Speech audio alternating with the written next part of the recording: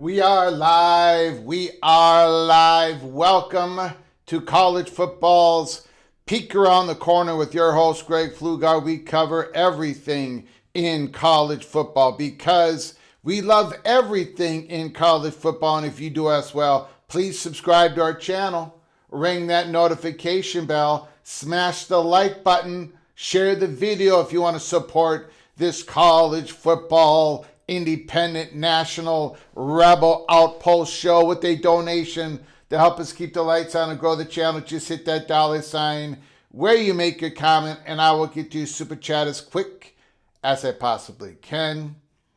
Welcome everybody into the studio that sits on the corner, the very corner of Keith Jackson Parkway and Kurt Gowdy Avenue. Do not be afraid. Do not be afraid to become a legend with your comments and with your phone calls. April 9th, 2025, 1 year ago from today, I put out a prediction about what I think is going to happen in the next wave of realignment. When I made that prediction, and you can go back and watch the live show, it's on tape, April 9th, 2025, I said my prediction had about a 1% chance of happening. Why did I say 1% chance? Because as I have reported throughout the last year, the year before the last year, nothing is imminent, nothing is done, nothing is settled, not close. I still don't believe, I don't think anything is done. So it's not a report. It's not a report. Great. You're guessing. Great. This is a guess. Yes, it's a guess. It was a guess last year. It's going to be a guess today. Hopefully it's an educated guess. Hopefully you believe it's an educated guess. If you don't believe it, that's fine. I want you to put down your prediction in the comments section. Give me a phone call. Of course, the super chats supersede the comments and the phone calls. Supersede me babbling on for an extra hour. But I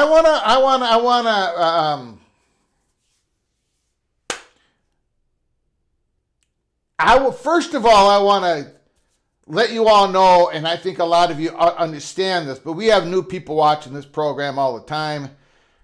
My prediction, even though it has about a 1% chance of getting right, because there's a lot of different variables out there, nothing is done, nothing is settled, it's not a report.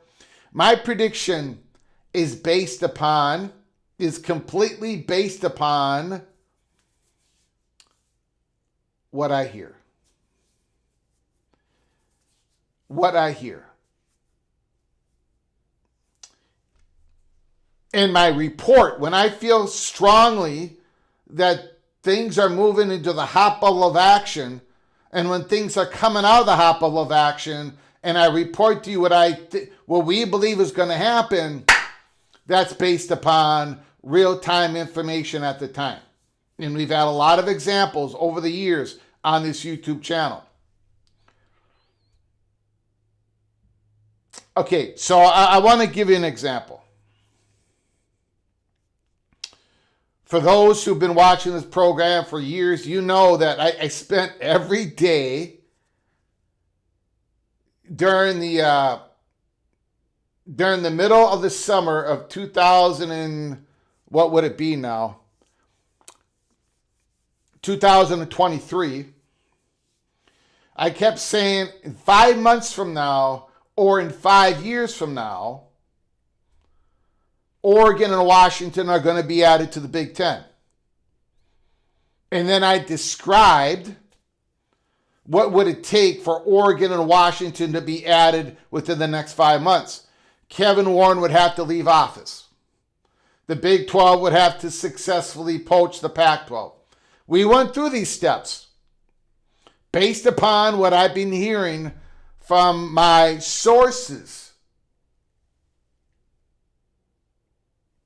We had other people, very smart people, people who went to these high elite colleges, universities,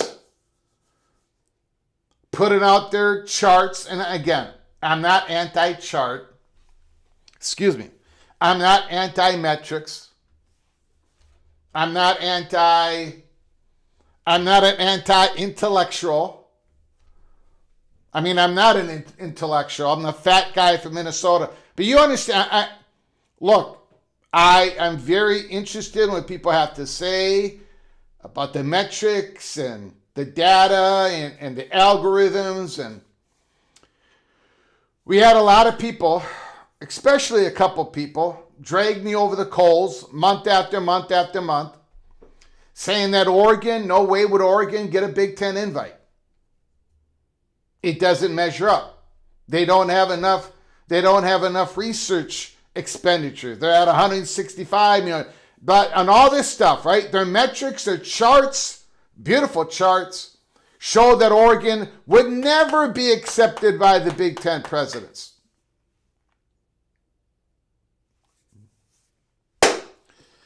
Here's the problem with that.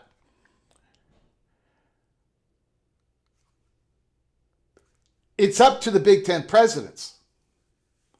I think people get lost in their process. And now, their process is maybe the only thing they got to go with, and that's fine. But when you watch this program, I don't do that stuff. I'm very fortunate that I do other stuff. Like over a decade of talking with people, B-Tim, the chatter behind the curtain, the money perch. So when I kept saying that Oregon and Washington were going to be the next two added, it wasn't based upon any charts. It was based upon boots on the ground. This is what the Big Ten, the majority of the Big Ten wanted to do, right or wrong. I'm not in the business of, I'm in the business of trying to give you guys the peek around the corner. So while all these charts were beautiful, while all these charts and algorithms and metrics, and if you add up all these numbers over here, Oregon is way behind Stanford and blah, blah, blah, blah, blah. That's not how I work. Because I'm interested in trying to figure out what the Big Ten is actually thinking. I'm interested in trying to figure out what the SEC is actually thinking. I'm interested in trying to figure out what the Big 12 is actually thinking and doing in ACC. That's how I do it. And I would suggest that our track record speaks for itself. So, nothing is done, nothing is settled going in this next wave. And whenever that wave happens, I happen to think it happens earlier than most people, based upon what I hear once again. But I do, and I understand why people lean on their charts, because it's valuable information. It's what they know. It's what they do. They're looking at viewership numbers. They're looking at DMAs. They're looking at university and all that is wonderful. Endowments and all that is great.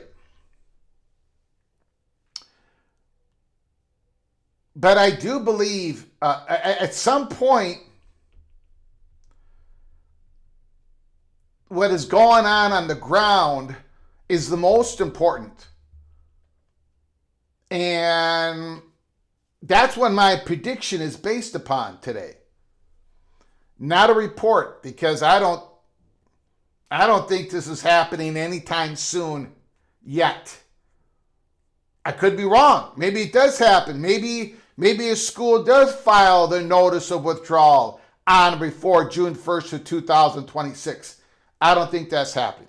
I have not heard of that happening. I don't think there's any steam in that happening. Now, that could all change, especially if the SEC announces they're going to silo a little bit after their May meetings, whatever. So I just want, and again, and we'll get to it here.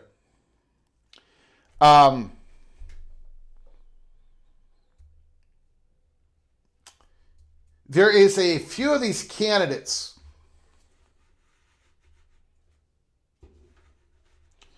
Greg is not interested in facts, just the feels. That's not quite accurate. I'm interested in information as much close to the situation as I possibly can get.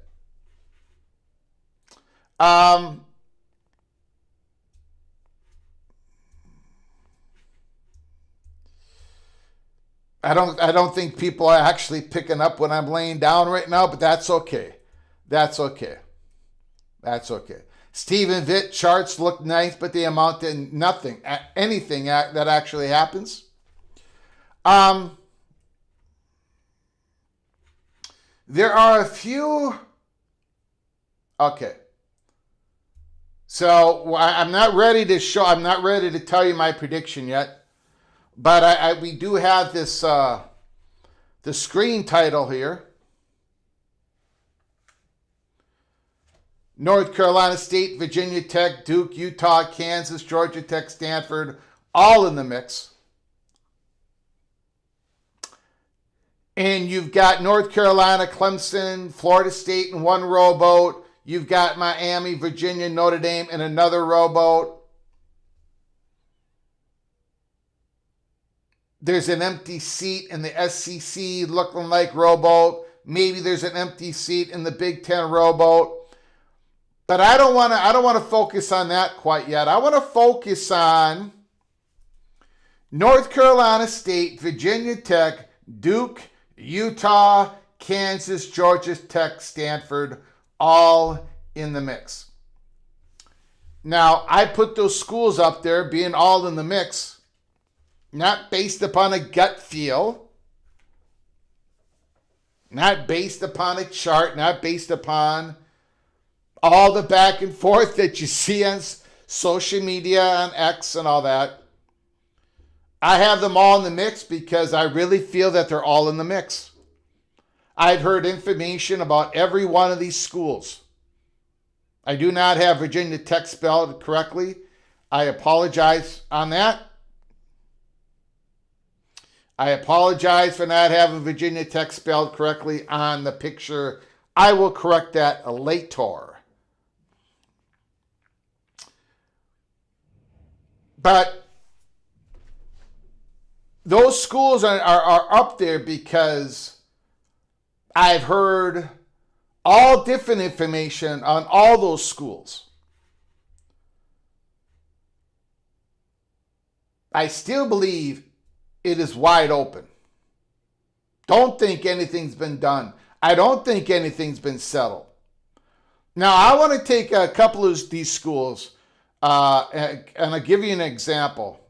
Duke, for one.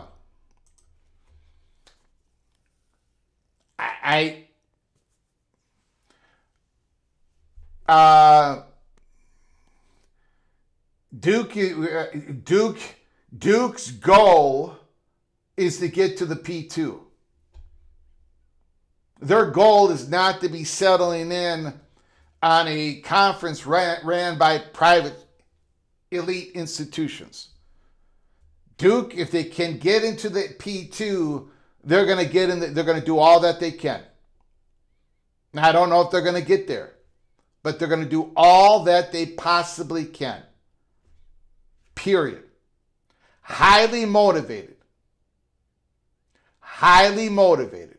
They know what the future is. Their leadership knows what the future is. They have a very tight circle of they've got multiple Jay Billises out there.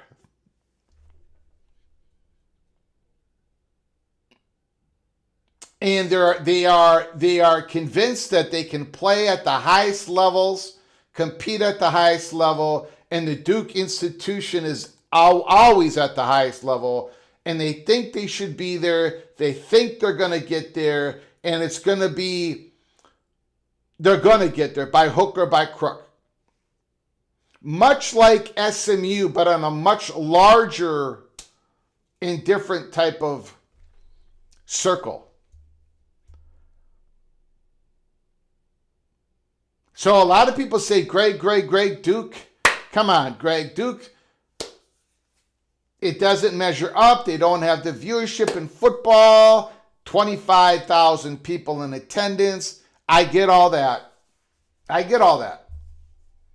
But I'm just telling you, what we here at Peek Around the Corner is a consistent drumbeat of Duke pushing the envelope. And they're going to do all that they can. I don't know if they're going to make it, but it ain't going to be of a lack of attempt, a lack of trying. Utah is another school. Now, I get it. The back and forth, people are having a lot of fun. Big 12 people, Wild Juice getting people all cranked up. You've got comments coming from all over the place. Utah, their viewership is down. The Big Ten would never be they would never be a Big Ten candidate. I don't know what to tell you. I've been accused by, trying to be kind here.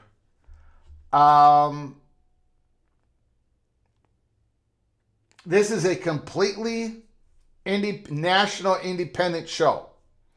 National college football show. No sponsors. I could have them. Completely independent. Only you guys drive this. Your donations, your viewership is the only reason why we are still on the air. I don't do interviews. I remain completely independent. I'm not going to put some information out there as being a friend and a buddy to somebody.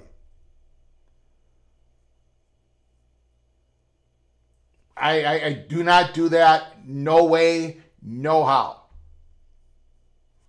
Utah is a serious candidate for a Big Ten invite. And every time I say that, my DMs fill up with people just ripping on Utah, and then they begin ripping on me. I don't care. I really don't care. Do I have Utah joining the Big Ten here in the next wave? Not quite. Not quite. But they are a serious contender.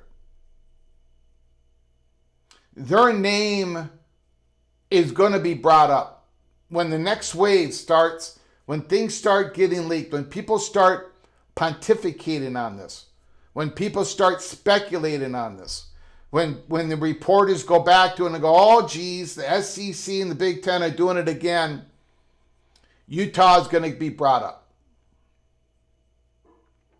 They're being brought up all the time in the chatter behind the curtain. All the time. Now, you can go through the reasons why there should not be a Big Ten school. And those reasons should be acknowledged. And they should be part of the discussion. I'm just telling you the people that I trust, the people that have guided me along the way over a decade on this stuff, Utah is a serious candidate with serious Big Ten interest, along with a handful of other schools, however.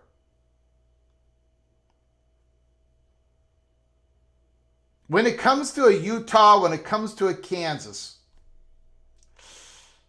it would be better for those two schools if everybody waited until 2030. So the longer this goes on, the longer it waits, the better off they are. I will also say this. I am not convinced that the next wave is going to hit all at once. I think there might be a wave and then another one quickly after that.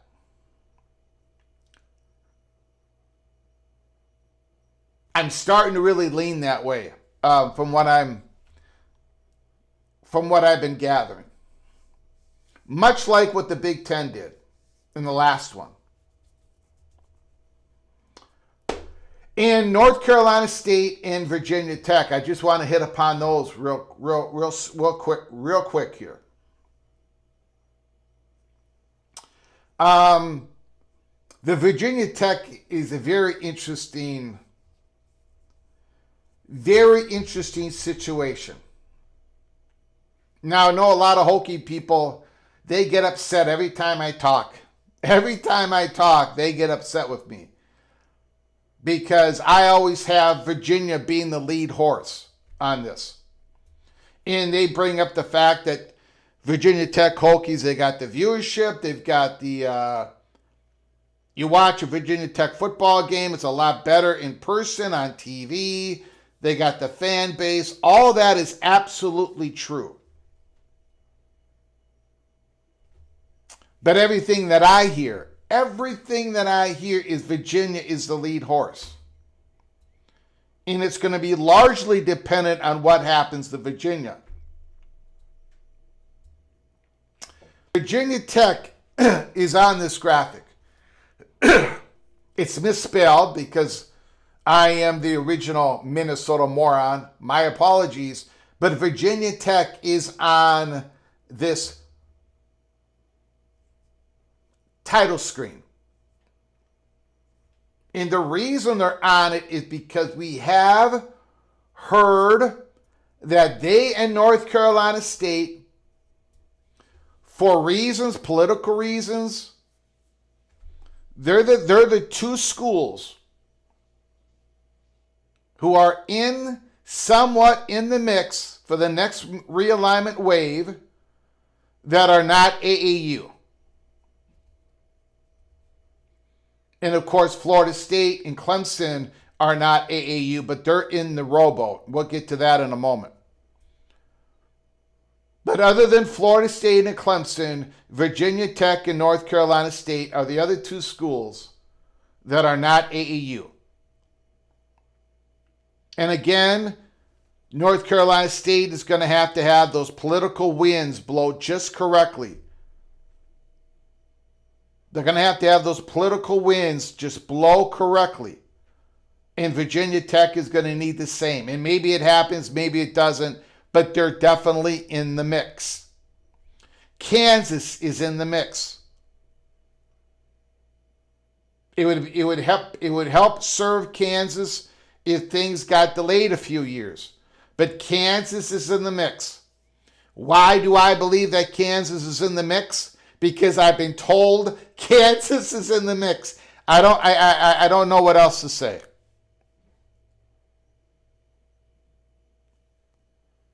I mean, we'll get into it more. I've got some other stuff that I want to do before we get into this story. I'm just giving you the little. I'm giving you the little bit of a sneak preview. And Stanford, of course, is always going to be in the mix. Always. And Georgia Tech is in the mix. Now, Georgia Tech, I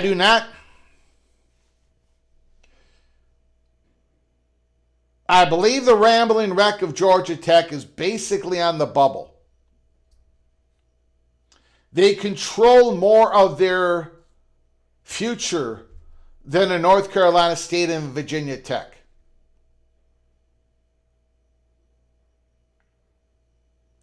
But Georgia Tech, as we have said here before, they want to line up correctly on this. They want to be in the correct alignment on this. They want to be with the North Carolina. They want to be with the Virginia. They would rather have all three together. Right now we got Virginia, North Carolina in separate rowboats, which I never thought I would do. Never. But again, things change. Nothing is done. Nothing is settled. Nothing is for certain because we're not there in the story yet. You know, you've had people, we said this before, we had people say that Florida State, they've got their 19th spot in the Big Ten. Don't tell me they don't. It's foolish, blah, blah, blah. Of course, Florida State's number 9. None of that was true because it couldn't possibly be true because the Big Ten wasn't anywhere near making those decisions. We don't believe any decisions have been made. But again, the SEC and the Big Ten, they've war gamed this out. But even those two conferences don't know exactly where the political winds are going to blow when the two conferences are ready to strike. They don't know what the economic winds are blowing when those two conferences are ready to strike. I mean, the Big Ten had it all planned out. Tony Petitti had it all planned out with Oregon and Washington. Once Kevin Warren left, and once the Big Ten presidents hired Tony Petitti, and once Colorado made the move, and once Arizona started flirting heavily with the Big 12, and during that time, the Big Ten got just enough money from Fox to make an offer to Washington and Oregon, but they did not know exactly what Washington and Oregon were going to decide, but they decided to go with the Big Ten. So the SEC and the Big Ten, they have it war gamed out, but they don't even know. I don't believe they know exactly what's going to happen because we're not there yet. This is not a report. This is a prediction. So I'm going to give you my prediction later on in the monologue. You can't go by that picture. You cannot go by that picture. I'm going to give you my prediction. I think the prediction is going to be different than a lot of you believe. The prediction, I'm going to give you a little bit of a change up here. I'm going to give you a little bit of a change up here. All right? So we'll get back to that in a moment. Let me do a couple of very kind super chats to begin the show. Very much appreciate everybody coming on in. We've got a $2 holler, Christopher Huda, putting down a prediction, I believe.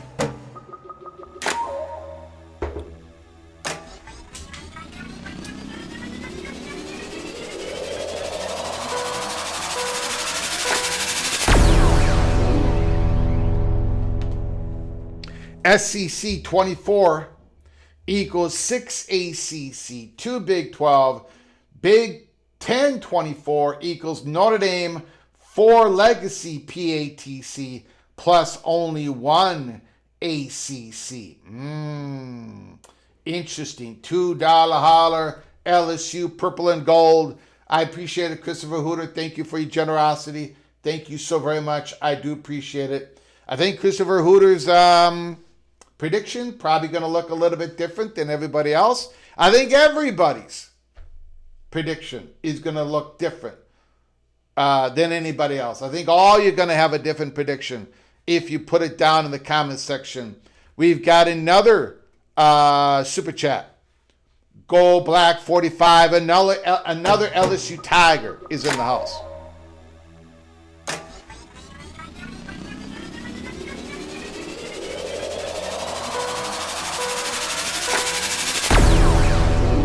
(2028) we go to 20.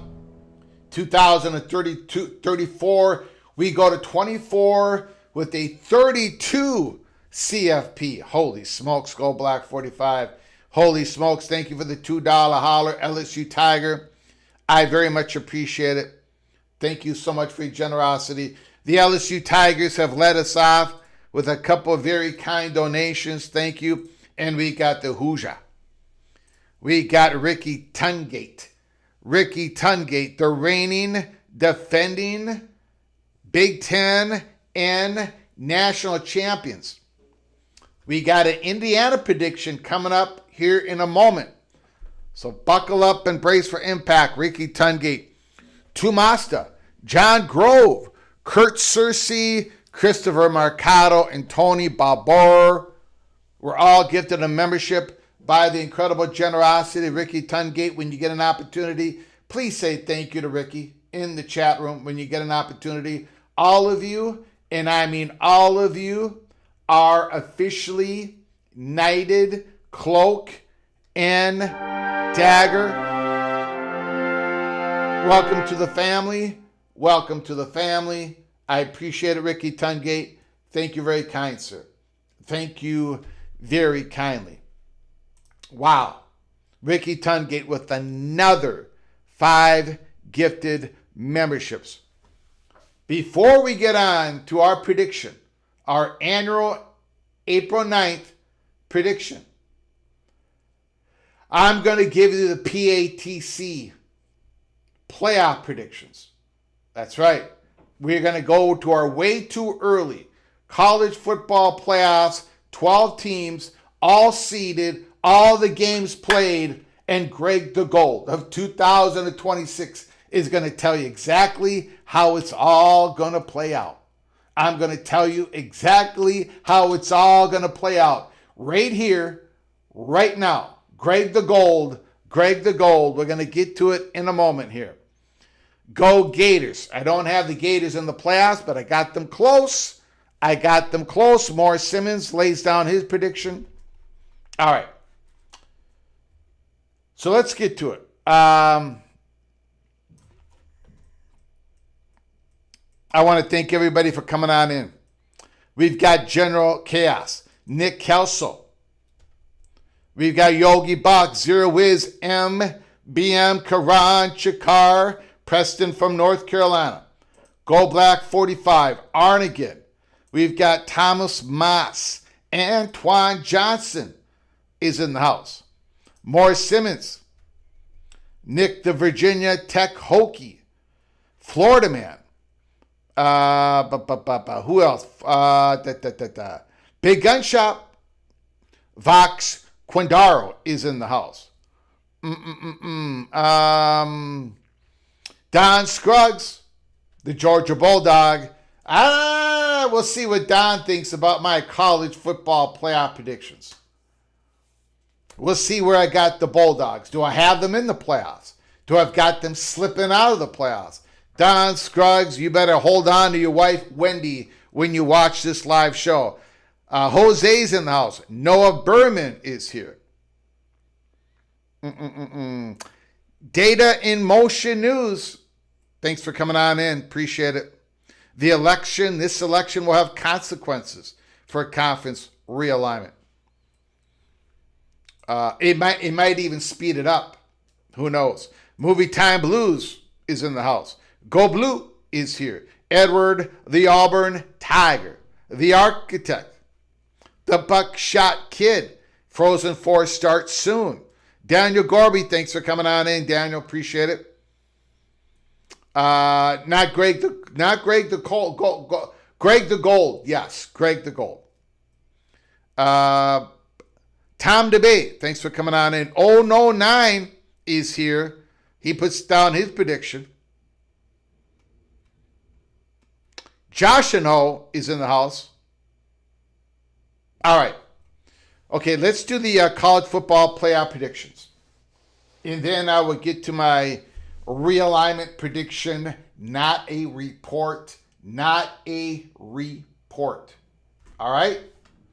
We're not there yet. We're not even close to being there yet, I don't believe. Jeremy Nork is in the house. Thanks for coming on in, Jeremy. John Hatfield, appreciate it. Greg the Silo, I'm one big silo. Bob Swanger's here. Doc Boots. Okay. Before we get into the college football playoff predictions, I just want to go back. We've done a lot of work in this offseason. It is April 9th. I like to hit this thing hard and early during the offseason. Then later on, when we do our Spotlight series, one team every live show, and we're going to be starting that pretty soon. This is the last step before we do the Spotlight series. We did the prediction, order of finish prediction in all the Power 4 conferences. Now we're going to lay down the playoff prediction, the college football playoff prediction. Next, we go into our Spotlight series. We've done a lot of work on this. All right? The first thing we did is ACC. Miami, Louisville, SMU, Clemson, California, Virginia Tech, North Carolina State, Virginia. Number 9, Pittsburgh, Florida State, Duke, Wake Forest, Georgia Tech, North Carolina, Syracuse, Stanford, and Boston College. That is our way too early PATC, ACC order of finish prediction. In the Big 12, the Red Raiders win the Big 12 again. BYU, Utah, Houston, Oklahoma State, Kansas State, Arizona, TCU. Then Baylor, Arizona State, West Virginia, Kansas, Cincinnati, UCF, Iowa State, Colorado. And then in the Big 10, the Buckeyes, the Ducks, the Hoosiers, USC, Michigan, Penn State, Iowa, Minnesota, Illinois. Washington, Wisconsin, Michigan State, UCLA, Nebraska, Maryland, Northwestern, Rutgers, and Purdue. And the reason why I'm going through this real quick, because we've already talked about all this stuff. We've been into these conferences. We've talked about it. We've done a breakdown. We'll do more of it during the off season. And then the SEC, we've got the Longhorns, the LSU Tigers, the Georgia Bulldogs, the Ole Miss Rebels, the Aggies, the Crimson Tide, the Gators, the Sooners. South Carolina, Tennessee, Missouri, Auburn, Vanderbilt, Arkansas, Mississippi State, and Kentucky. So, 12-team playoffs. 12 teams is not enough. It's not large enough. I have argued for the 24-team playoffs for months. I am the captain of the Army of 24, and a lot of you have joined in on this. Army of 24. 12 is not enough. A lot of you are going to be left out. A lot of good football teams that could make a run are going to be left out, just like they were left out last year. The game has changed dramatically over the last 3 years. The college football playoff format should change dramatically as well. Here we go. Here is my prediction, PATC prediction. Let me know how wrong I got it once again. Let me know how wrong I got it once again, but I don't think so. I don't think so. I don't think so. PATC College Football Playoff Prediction 2026. The Texas Longhorns finished the conference championship game as the number 1 team in the playoff committee rankings. The Buckeyes finish as number 2. The Notre Dame Fighting Irish finish at number 3. The Miami Hurricanes finish at number 4. Number 5, the Texas Tech Red Raiders, Big 12 champions. Number 6, Oregon Ducks. Number 7, LSU Tigers. Number 8, Georgia Bulldogs. Number 9, Indiana Hoosiers. Number 10, USC. Number 11, Ole Miss. And number 12, the Boise State Broncos. Look, I've got 4 Big Tens making it this year. I predicted 3 last year, and 3 of them went. This year, I have 4 SEC teams in it. Last year, I predicted 5 SEC teams, and 5 of them went. But this year, I think it's going to be a 4-4. Remember, the Southeastern Conference is going to 9 conference games. 9 conference games. That is really gonna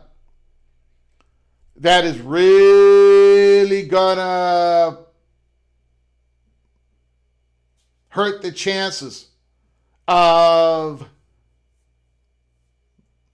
the SEC getting 5 teams in the playoffs. Now, I'm going to speak more of Boise State next week. In fact, Boise State, Notre Dame, they're going to be the first type of schools that I do with the Spotlight series. Boise State at number 12. Number 11, Ole Miss. I think the Ole Miss Rebels are being disrespected, man. They are being disrespected. I get they lost their head coach, Lane Kiffin, but they've got their stud quarterback, their stud running back coming back. They've got some pieces on defense. Ole Miss at number 11? Yeah, I think so. I don't think it's going to be Alabama. I think it's going to be Ole Miss.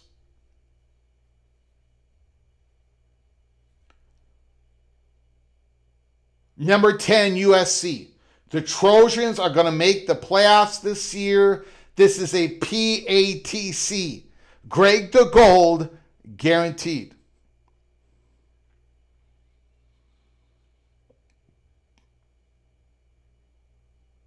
Number 9, Indiana. They're going to get back to the playoffs. I did see Tom Fornelli's bold prediction that Indiana is going to finish 9-3 and just miss the playoffs. I think they're going to be on the bubble, but I think they're going to get there. I think they're going to go 10-2. Indiana goes back to the playoffs. Georgia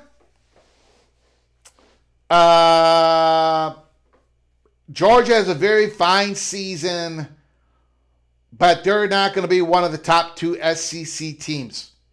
Sorry, Don Scruggs. The disrespect is going to start a fight. Don Scruggs, PATC, Georgia Bulldog. I got the Bulldogs at number 8. And they're going to be playing at home against Indiana. You're going to find out real quick how I think that's all going to play out, Mr. Don Scruggs. Number 7 is LSU. I've got the second best SEC team in the land at number 7. I've got The second best Southeastern Conference team coming in at number 7. Not 6, not 5, not 4, not 3, not 2. 9 conference games is going to cause losses in the SEC. I think LSU is going to have a couple of losses. I think Oregon might have one. I think Texas Tech might have one. I think Miami and Notre Dame, whoever, I mean, they play each other. It's they're all big. The rest of the teams are going to have 1 loss or 0 losses on their schedule.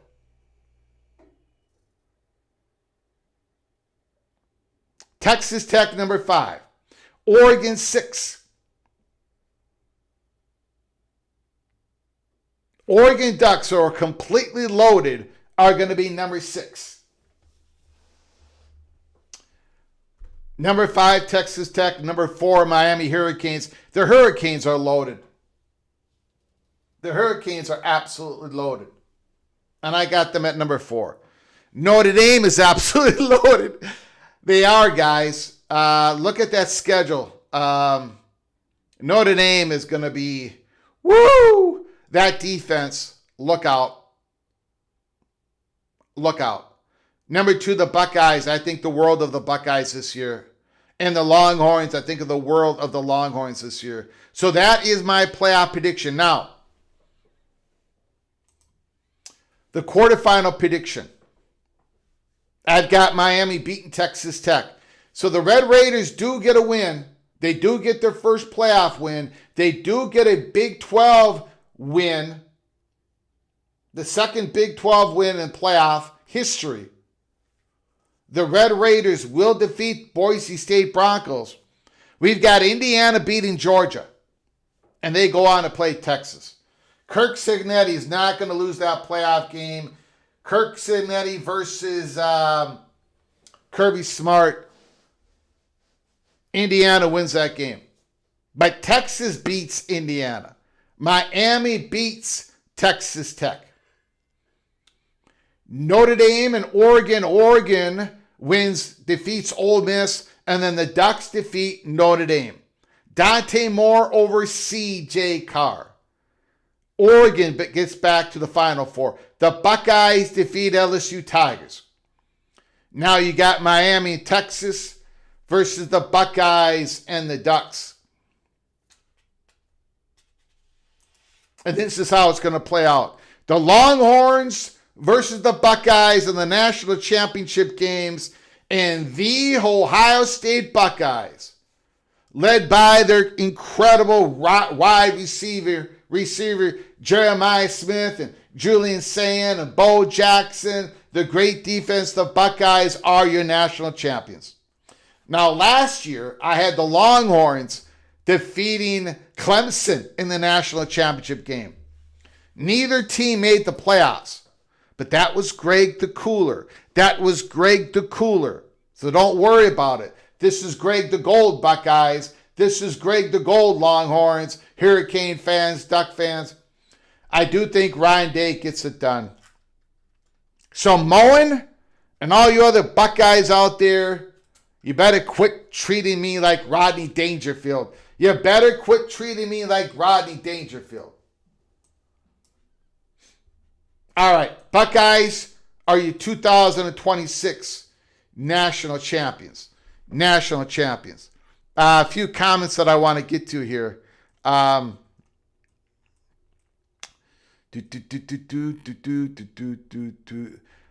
Greg with an icy playoff prediction. Trojans are loaded, no doubt. Can they put it together? The disrespect is going to start a fight. Nick Kelso, I did defend Greg on the last CSNBBS thread. I mostly filled the OP with missing info they left out or did not know. I appreciate that, Mr. Arkansas Razorback. I did not read that thread. I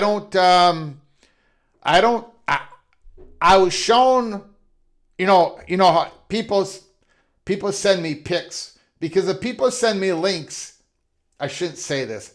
I don't go on these sites. So people send me a link. I don't really do any action with it. People send me a pic and then I'll say something once in a while. And I did say something. Somebody said something on a CSN BBS thread. And I made a comment on it on my X account. But I don't know like what the reaction was. I don't know. I don't know what they're saying. But I appreciate it, Nick Kelso. Thank you very much. Rodney Dangerfield was an overrated comedian. Wow.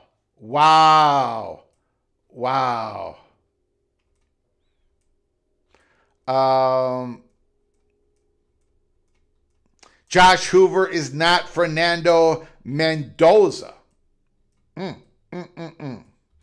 PATC is literally causing chest pains.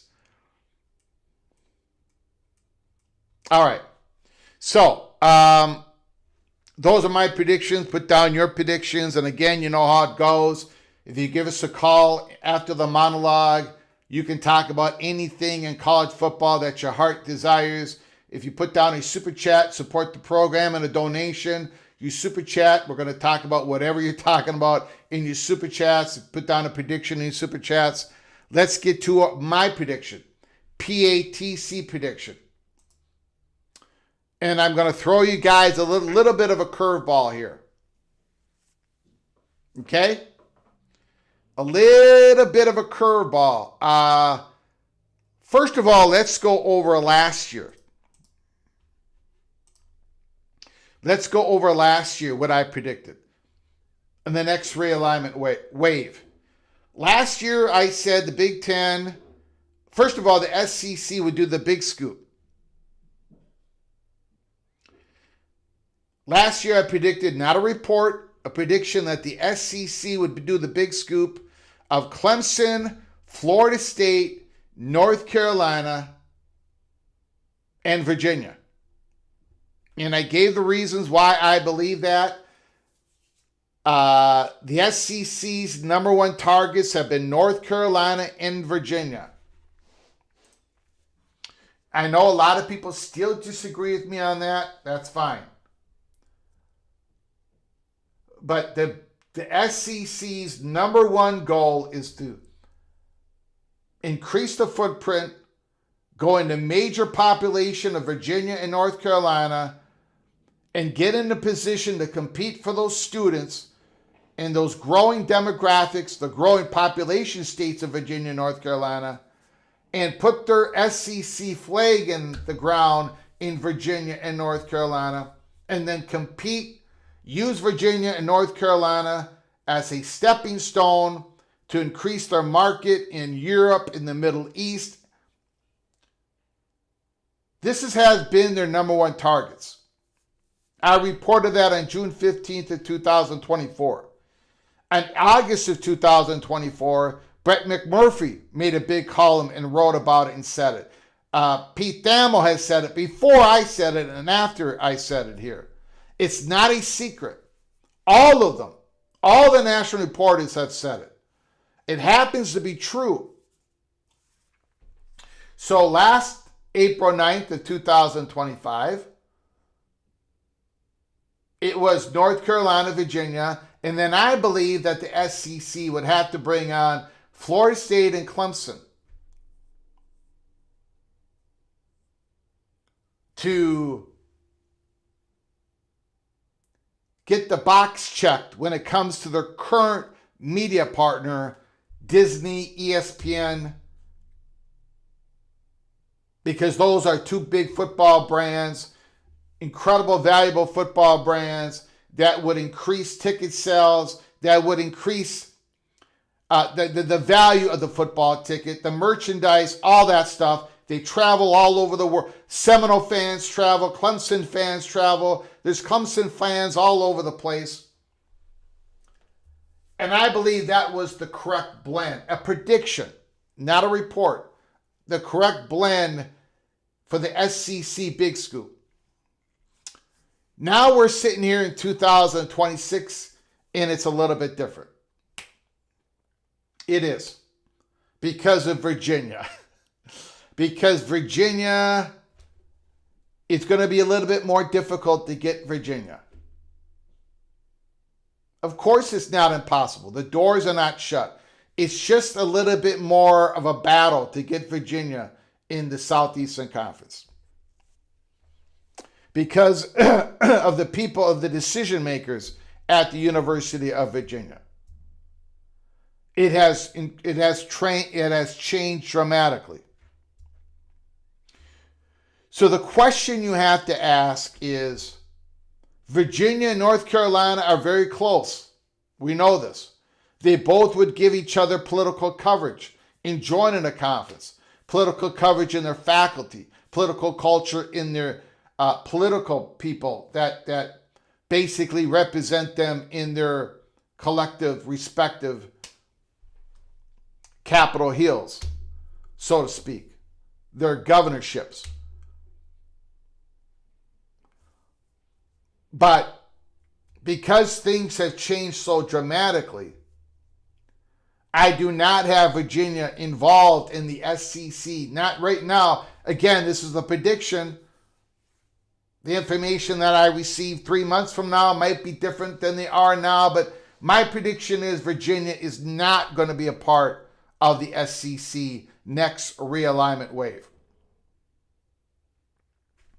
But here is the question. If Virginia is not part of it,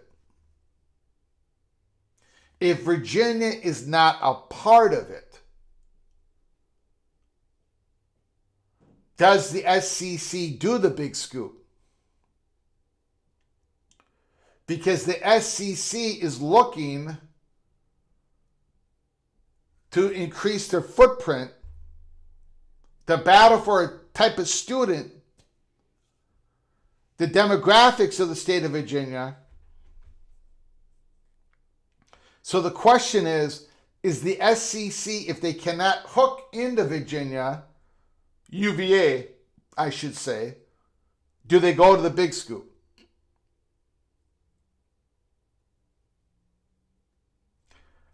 I happen to think that the Southeastern Conference is still going to go big scoop, even without Virginia. But again, this is one of the reasons why I only have a 1% chance of getting this correct. Because we have not, obviously, I don't believe anything is imminent, nothing is close, nothing is settled. But the question of the SEC, small scoop or big scoop, historically they do the small. Paul Feinbaum thinks they're going to do the small. A lot of people think they're going to do the small. Other ESPN people, Heather Dinich, believe they're going to add 2. I think they're going to add 4. I could be completely wrong, but I think they're going to add 4. So that's got to be part of my prediction. However, my prediction has to still fall in line to the fact that the SEC's number one motivation is to get into increasing their footprint. So, I still believe, even though there is a whole bunch of issues with North Carolina, their alignment, different factions, the Board of Governors, all of that.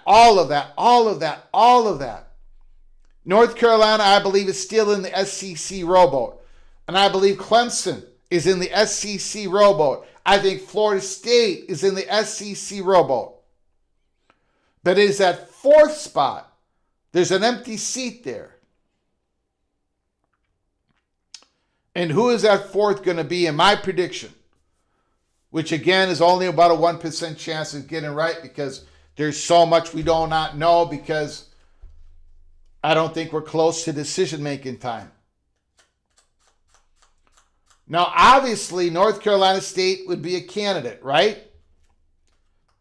And I do think they're in the mix.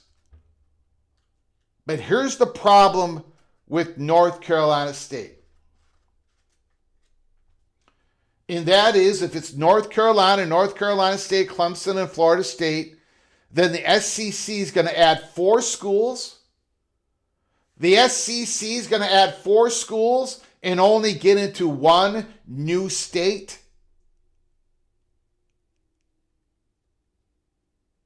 That's why I don't think that, again, a prediction show, not a report. I'm not reporting it can't happen. I'm not reporting it's not going to happen. I'm just giving a prediction. I think the Wolfpack backpack is a very strong argument, as Tumasta pointed out. Very strong argument, but I still can't see it happen. But I got them in the mix because of political reasons. And they're a fine university. They got a lot of support. They're going to make it easier for North Carolina to get in that rowboat. But I don't think the SEC, if they do the big scoop, I don't think they're just going to go into 1 new state. So that leads us down the road of, I don't think they're going to go to Georgia Tech, Georgia. I don't think they're going to be interested in Utah. I don't think they're going to be going after Duke anymore.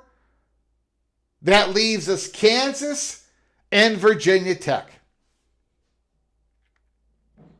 That leaves us Kansas and Virginia Tech to be that 4th spot in the SEC rowboat for the big scoop. And I am going to give the advantage.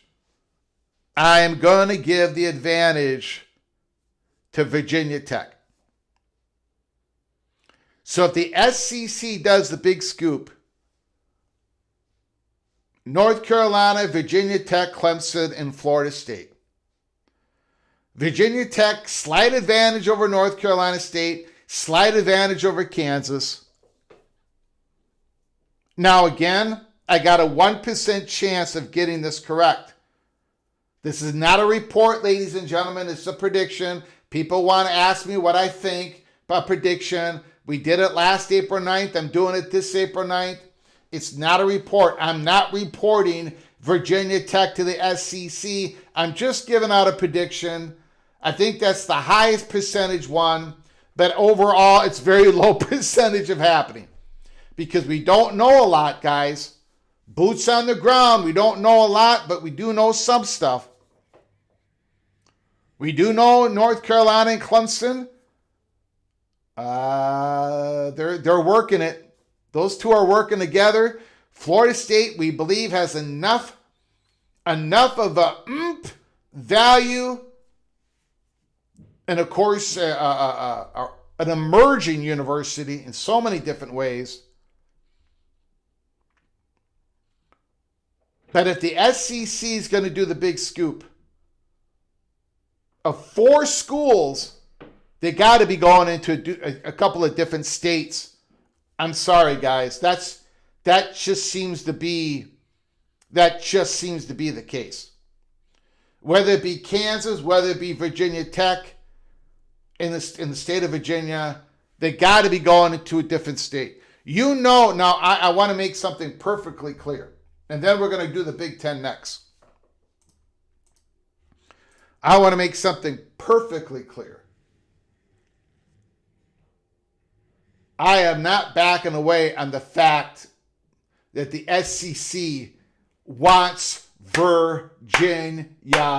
They want Virginia. They want the North Carolina, Virginia. That is their top targets. And I'm going to get a lot of grief for saying that, but that still is the case, I believe. Now, if it's a small scoop, before we get to the Big Ten, if it's a small scoop, if the SEC is only going to do 2, then I strongly believe, and if they can't get Virginia, North Carolina, Virginia would be their top 2 targets. If they can't get Virginia, then it's going to be North Carolina and Clemson. But I find that almost impossible to believe. Again, it's a prediction. Because I don't think the Big Ten is going to let Florida State linger out there and be taken by the Big Ten. So Florida State, Clemson, North Carolina, big scoop. That 4th school, Virginia, if the SEC could have it their way, I don't think they're going to have it their way. I think it's going to be Virginia Tech. North Carolina, Virginia Tech, Clemson, and Florida State. That is our prediction that has a 1% chance of being correct. We've got another super chat. Rodney still can't get in respect. Christopher Hooter, I appreciate it, sir.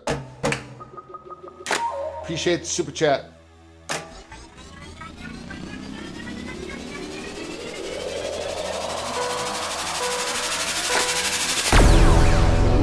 And we got another super chat from Christopher Hooter. Thank you for all your support, Purple and Gold. Appreciate it. I very much appreciate it, sir.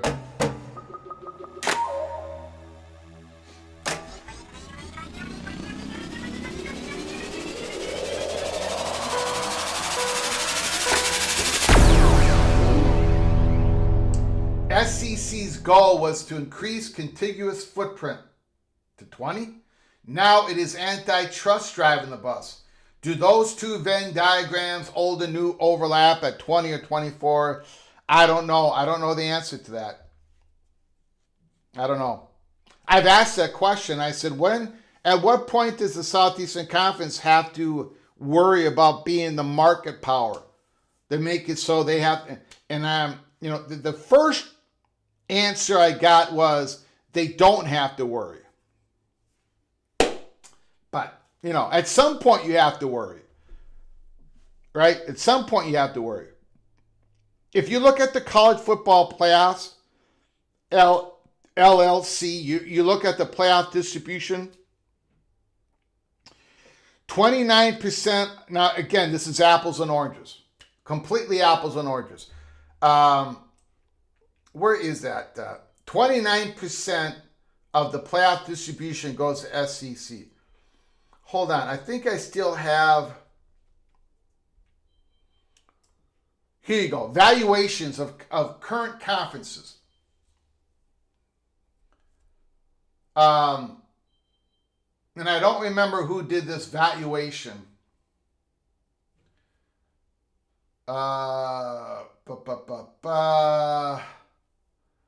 Jason Belzer, last year's conference realignment has made it evident that the SEC and the Big Ten are head and shoulders above the rest of the college sport leagues. Schools in the ACC and the Big 12 must find ways of closing the revenue gap or face an uncertain future as landscape continues to shift.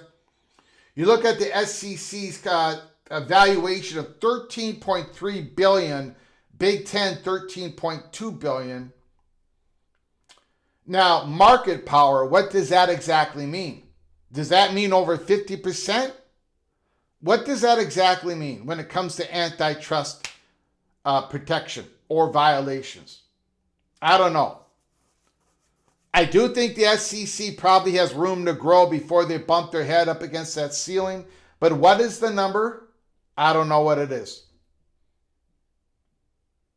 I don't know what it is. Now, again, UC Investment valued the Big Ten at $24 billion because they were willing to give $2.4 billion in cash infusion into the conference.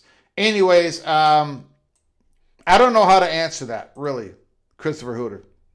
Something to think about, but I was told they don't have to worry, or at least now they don't have to worry. We'll find out. Thank you for the $5 holler. I appreciate it very much. Hold on a second. I'm getting a lot of comments here. Hold on. Ooh, we got breaking news. We got breaking news. We got breaking news.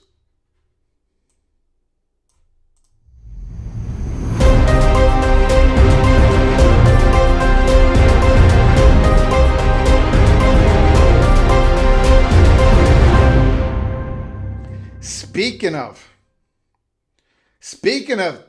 Virginia Tech, holy smokes. Virginia Tech President Tim Sands is to step down. Wow. Okay, well, yeah. Longtime university leader to step down after more than a decade at Blacksburg. Okay, we're going to have to keep an eye on that. We're going to have to keep an eye on that presidential search. We know they've made a big commitment in getting James Franklin. A lot of boosters and donors have stepped up, and that all played a part in my making the prediction of Virginia Tech. OPD done. Well, I did not see that coming. I did not either.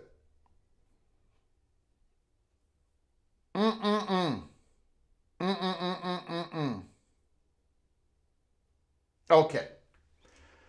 All right, now we head on.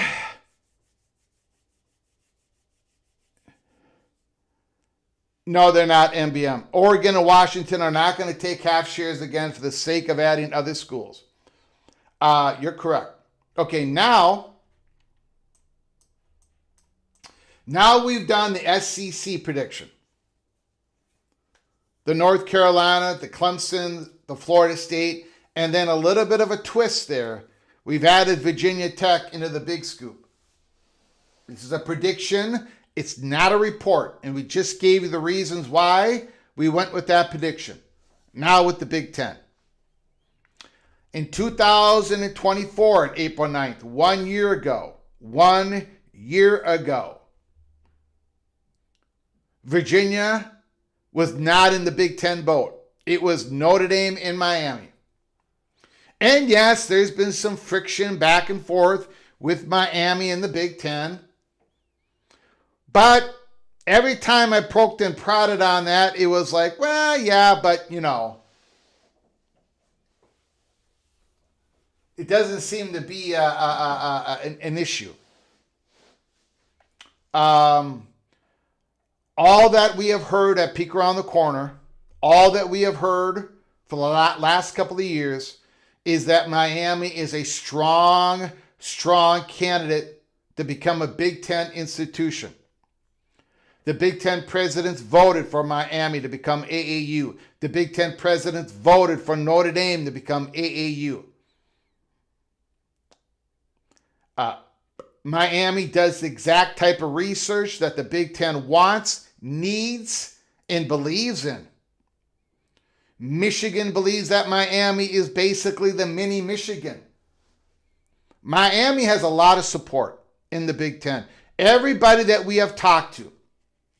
But you know what? Miami is not the number one target, not the number two target, or not the number three target of the Big Ten. Even though Miami has all this support, that's Notre Dame, North Carolina, and Virginia. The Big Ten would take North Carolina and Virginia in a heartbeat. But that doesn't seem to be what North Carolina, the majority faction, wants at North Carolina. If it was Kevin Gusowitz still the chancellor, Bubba Cunningham a few years earlier, and North Carolina had an opportunity to jump, if it was at like $75 million, we could be looking at North Carolina, Virginia joining the Big Ten tomorrow. But that's not reality. It's not reality. And because of the change at Virginia, again, they are heavily targeted for the SEC. But right now, again, it's a prediction show. I could be giving you a whole different information on a report 3 months from now. But we got Virginia in the Big Ten rowboat. And Miami's in the Big Ten rowboat because right now we do not believe it's going to be North Carolina, Virginia, and Notre Dame. And if it was, the fourth would probably be Miami. We don't think that the SEC is going to let Big Ten get their claws into Florida State. So Notre Dame, Virginia, and Miami. Now here's the question. What if Notre Dame doesn't budge? What if Notre Dame doesn't budge?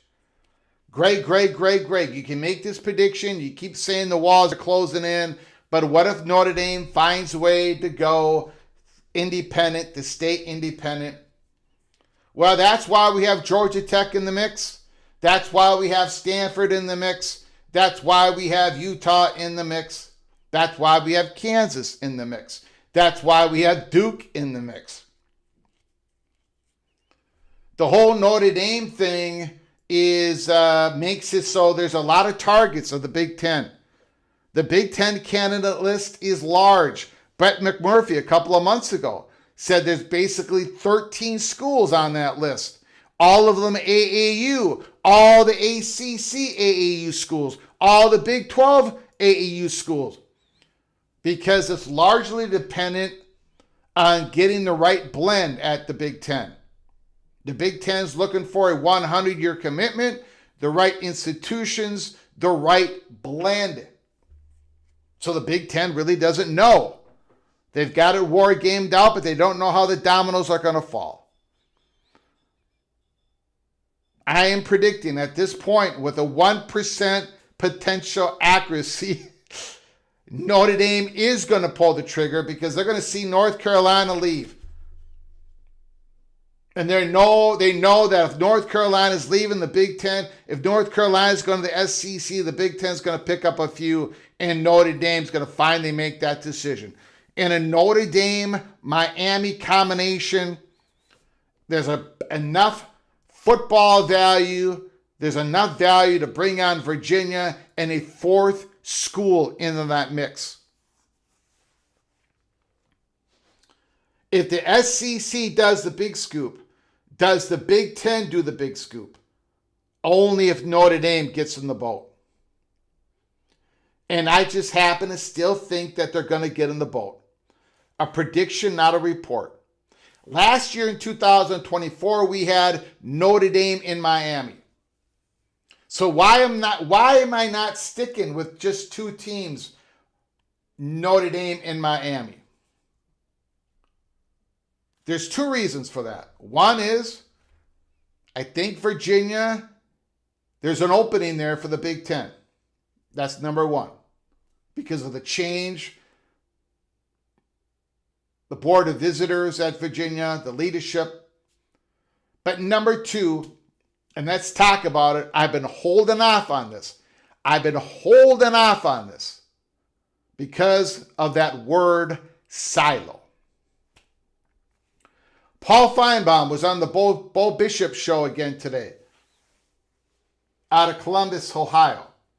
And Paul Feinbaum, he was asked a question about the NCAA proposing this rule and that rule and eligibility rule. And Paul Feinbaum said, I'm paraphrasing, but Paul Feinbaum said, NCAA, 6 weeks from now, all we're going to be hearing about is the SEC breakaway. That's all we're going to hear about. So in the world of the silo, where the conferences govern, I think that increases the chances of the Big Ten going more than two schools. Now again, I have a 1% chance of getting all this correct. Because one of the things we do not know, a lot of things we do not know, we still don't know the political landscape among all this. The political, it's a big variable in all this. But there's also an economic piece to this. It takes a lot of money to bring on 4 schools in the SEC. It takes a lot of money to bring on 4 schools in the Big Ten. We happen to think that Amazon is going to be a big, major player in SEC or Big Ten content. And we think it's leaning Big Ten. We believe that Netflix is going to be a big-time player in college sports content. And we think that is leaning SEC. And we believe that the Southeastern Conference going to early negotiations with ESPN.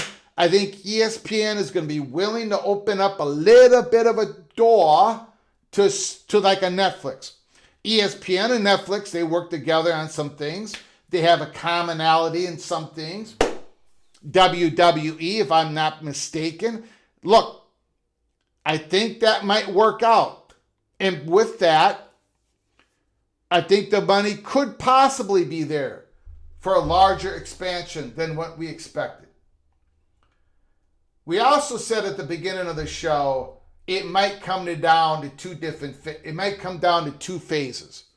An initial expansion and then a follow-up, kind of like what the Big Ten did in the last one. That could happen. It could be, for example, the SEC taking North Carolina, Clemson, and the Big Ten taking a Miami and a Florida State, or a Miami and a Virginia, so to speak. But if we go into our silos, I think that changes the mindset. I don't think the Southeastern Conference is going to trust anybody. I don't think they're going to trust anybody. I think the Southeastern Conference, if they go in their silos, they're going to take their shot. And I think it's going to be big. I don't think it's going to be a small shot.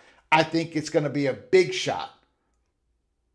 So I think it's going to be a big 4-school pickup with at least 2 large new states, Virginia, North Carolina. And then I think the Big Ten is going to answer. And I think at that point, Notre Dame is going to say, okay, it's over. We'll join the Big Ten. So the question is, Great.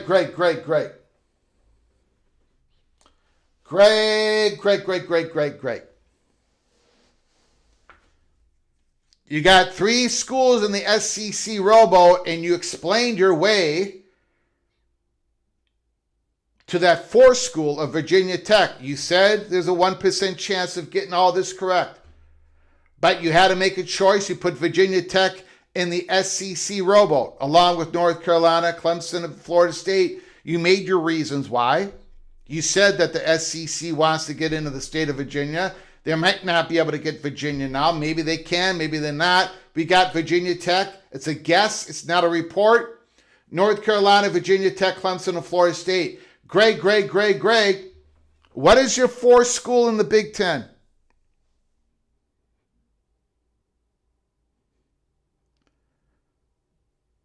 What is your 4th school in the Big Ten, Greg? Greg. Is it Georgia Tech?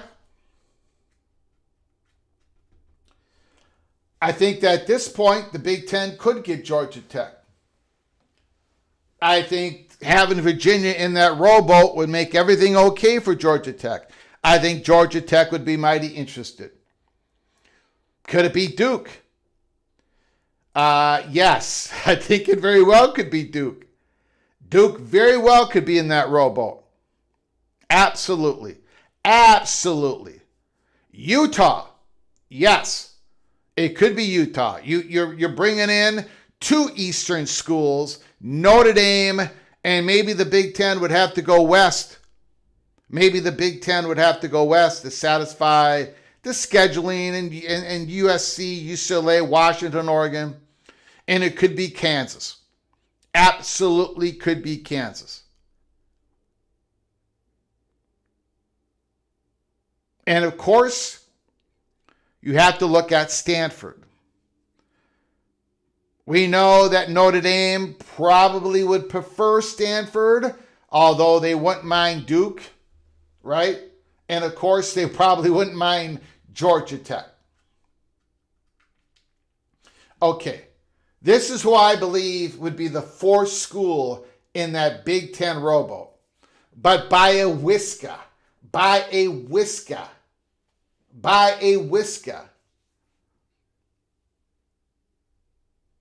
Because it could be any of them. And I believe that 4th school in the Big Ten rowboat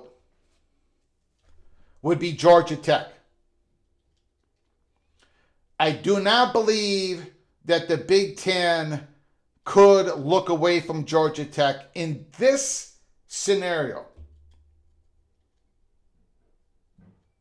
The relationship they have with Virginia, I think it would make Virginia, I think it would give cover to Virginia. The relationship that Georgia Tech would have with Notre Dame, Miami and Georgia Tech, the geography of going to Miami to Georgia to Virginia, I think all that works. So Georgia Tech would be the fourth school in the Big Ten. Virginia Tech would be the fourth school in the SEC. Now, would I be surprised if it's Stanford? No. Would I be surprised if it was Utah? Absolutely not. Would I be surprised if it was Kansas? In fact, if Virginia does not make it on the Big Ten rowboat, if the SEC, they always get what they want. If Virginia actually, if the SEC actually get Virginia, and we go with the North Carolina, Virginia, Clemson, and Florida State, now the Big Ten rowboat is Miami, Notre Dame, and then you really start to see the Kansas and the Utah, their candidacy goes up even a little bit more, in my opinion. A Georgia Tech, Utah, a Georgia Tech, Kansas, a Georgia Tech, Stanford. But again, all those teams are in the mix. Some more than others. And then eventually the Big Ten probably going to go to 24. And then you still have Utah and Kansas. Utah's in there, guys. I'm sorry. I have heard so much stuff on Utah. Utah is a serious candidate. So is Kansas.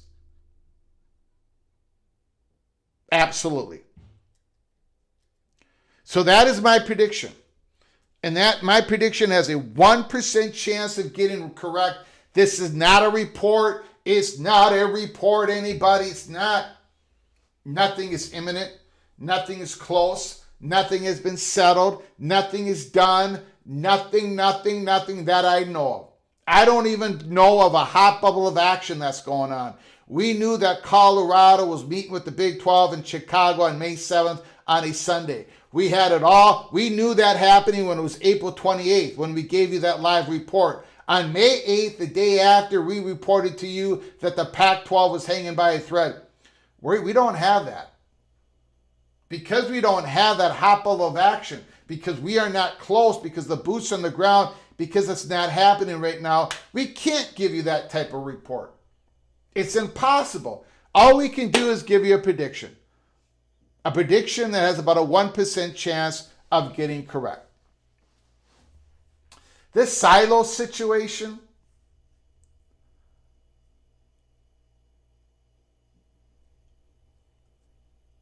people, the chatter behind the curtain, people are literally scrambling right now. Scrambling to try to figure out the implications of this. The realignment implications of this is probably the conferences are going to be more aggressive, not less aggressive. Because they're going to truly go their own way. Not that they won't play other teams in the playoffs and stuff, but they truly will probably be mighty aggressive.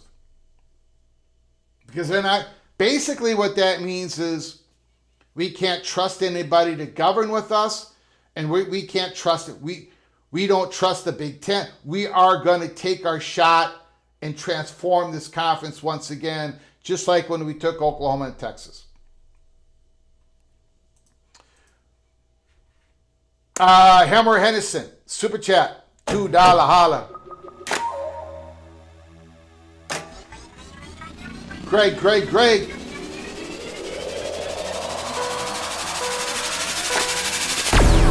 Why do you give the edge to Virginia Tech over Kansas? Well, a couple of reasons. A couple of reasons. I got to tell you, you all know that I believe that nothing is imminent, but I also believe it's going to be happening quicker than 2030. And I think there's more and more evidence popping up, right? You look at Ross Dillinger's report, you look at SPJ's report and the SEC looking to renegotiate early. You're looking at the silo talk. I think everything's being sped up a little bit. And because things are being sped up a little bit, I think that gives the advantage for the ACC schools over the Big 12 schools. Because the Virginia Tech, knows exactly what they need to do to get into the Big Ten of the SEC. Now, again, as much as I respect Virginia Tech and all that stuff, I got them in the SEC boat. That's one of those where they're not. Virginia Tech needs basically everything to go their way. And right now, I think I kind of have them going their way. But Virginia Tech knows exactly what they need to do to leave the ACC in 2028. But Kansas doesn't have that certainty. Neither does Utah. And that's one issue that they have. Maybe they can find a way out. Maybe they can pay. Maybe the Big 12 has to take their check. But Virginia Tech knows exactly what they need to do. And that's advantage Virginia Tech. That's one reason I give the edge to Virginia Tech. I think when I think of Kansas and Utah, and I think of that next wave after this next wave. They're the next wave. If the SEC and the Big Ten go to 24, economically they can do it, politically they can do it, legally they can do it, culturally they can do it. If they can do it, then Utah and Kansas would be part of that next to close it out for both conferences. Having said that, I still think there's a chance that they could be included in the 20 or the 22. I think there is a chance. I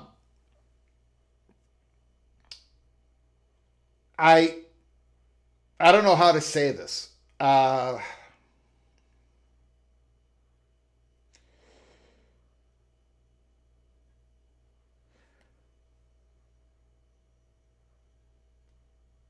Both Kansas and Utah are serious candidates. They are. It's not just being, they are. They get more, how do I say this? They get more chatter than I think.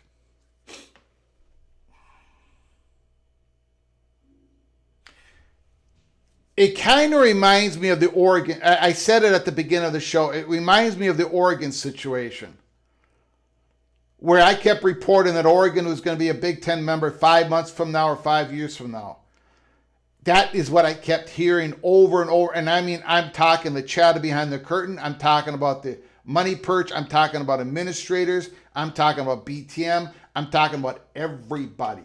But then people out there, and I don't, they do what they do, but, all the charts say that Oregon couldn't be, the Big Ten presidents wouldn't bring Oregon in because they're not a big research university, Oregon's not coming.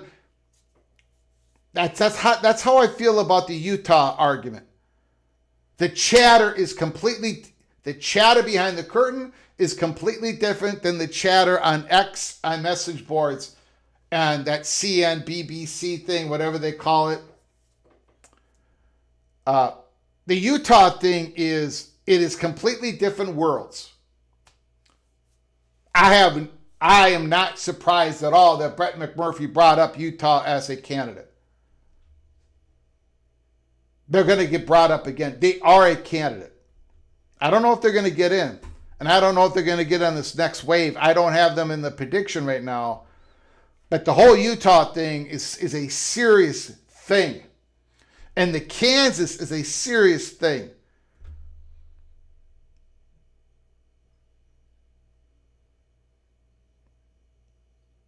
So, and I know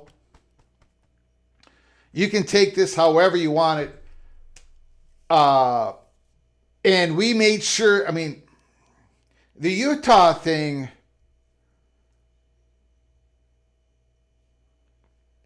they know they are a candidate. They had made sure they knew they were a candidate.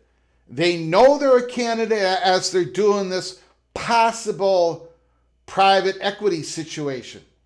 They made sure that that would not be the hurdle if they would get a knock on the door and say, here's an invite to the Big Ten Conference. They made sure that that would not be a hurdle. Now, the Utah thing's not official yet because they haven't quite figured out what's going to be under the Utah, whatever you call in that enterprise thing, and what's going to this body that's going to be doing investments, or to the Otro Capital, and what is going to remain solely Utah property, whatever. The Utah thing is real. They're a real candidate. And you can go ahead and slander Utah. You can go after them. You can say they definitely not can be a Big Ten school. I understand that. Maybe they're not.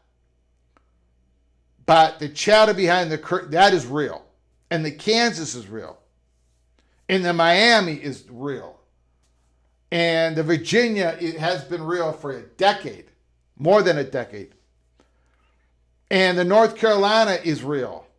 The Big Ten, if Virginia and North Carolina would both call the Big Ten tomorrow and say, we want in, the Big Ten would make it happen. It might be 50 cents on the dollar for the next 4 or 5 years without Notre Dame, but they would make it happen. But again, can North Carolina make it happen with the Big Ten, 50 cents on the dollar, with the Board of Governors? Probably not. And the majority, the bigger faction at North Carolina wants to go to the Southeastern Conference. So that just ain't going to work out for the Big Ten. Anyways, I'm babbling. But thank you, Hemmer Henderson. Thank you for the $2 holler. I appreciate it very much.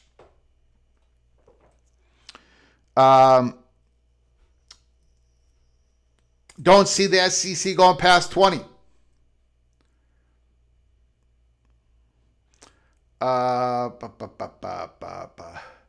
Arnagad, Utah is desperate for a Big Ten invitation so they can be better than BYU again.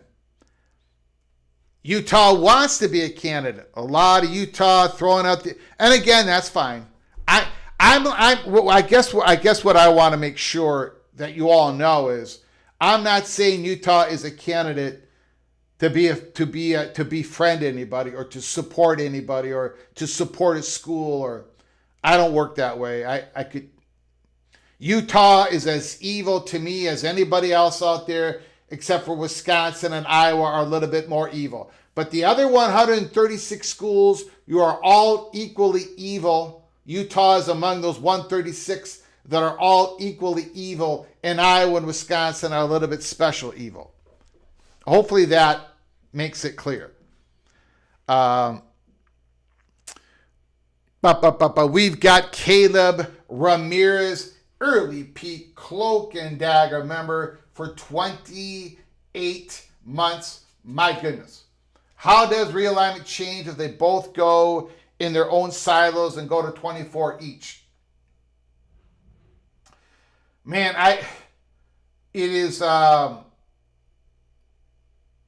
look,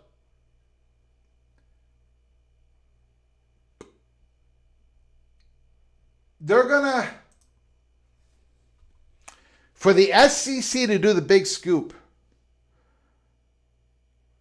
ESPN and the Southeastern Conference are going to have to make a cultural, they're going to have to change. They're going to have to go through a transformation. They're going to have to let somebody in. They're going to have to let streaming in. They might have to let another network in, like a CBS. They're going to have to open it up a little bit. People that want to pay over the top. A Paramount Plus might pay over the top. This is not the same CBS as a couple years ago. Netflix, for 6-8 football games during the season, they're going to probably pay a whole lot of money. And that is going to grease the skids. And then we know that the Southeastern Conference is looking to grow for the next decade into other markets. You're going to have Southeastern Conference games in Europe, in the Middle East. You're going to have Southeastern Conference games played on a Friday. It's just the way it's going to be. So, having said all that, it's going to take a miracle And I think the miracle is going to happen that the Southeastern Conference does the big scoop. Going right to 24, I don't think that's possible. So I'm not looking at the Southeastern Conference going to 24 or the Big Ten in the next wave. Maybe the wave after that. Thank you, Kayla Ramirez. You are hereby knighted, cloak and dagger. Cloak and dagger. Thank you so very much, sir. I appreciate it. We got the Wild Ute. We got the Wild Ute is stirring up a lot of people's emotions out there.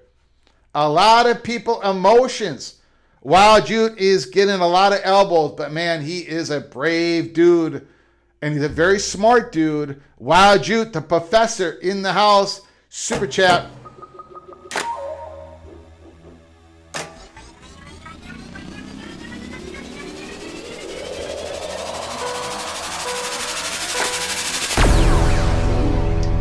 $10 holla, the Wild Ute. Utah did not sign the Big 12's 99-year membership agreement. This means that Utah can make a clean break in 2030. When the Big 12 media contract expires, no Big 12 leash beyond 2030, cheaper buyout before. I don't know the ins and outs of the cheaper buyout. I don't know all that stuff. I don't know. I've asked the question. No one has a real clear answer. But what I will say, hold on one second here. I want to make this real clear. And I think this is getting lost, and it's my bad. Hold on one second. I just got to clear something up. I got to make this real clear. I want to make this real clear.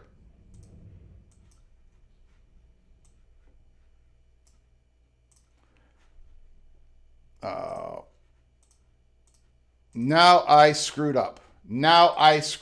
Hold on. I can't make it real clear when I'm screwing up.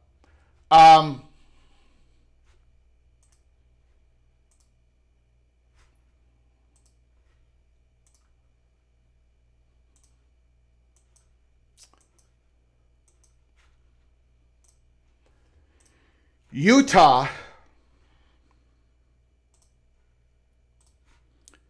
Now again, before people just get in an uproar, Utah might not get into the Big Ten. I don't have them predicted to get to the Big Ten in this next wave. Right now, it's a prediction with a 1% chance of being right. But Utah knows. Utah has known they are a candidate for a Big Ten invite.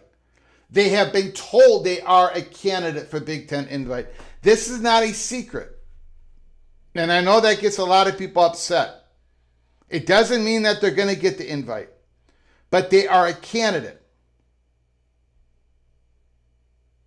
See, there's schools out there, they know they're not a candidate. They have a really good idea they're not a candidate. Utah has been told the opposite. So they have planned towards, they're going to give themselves every opportunity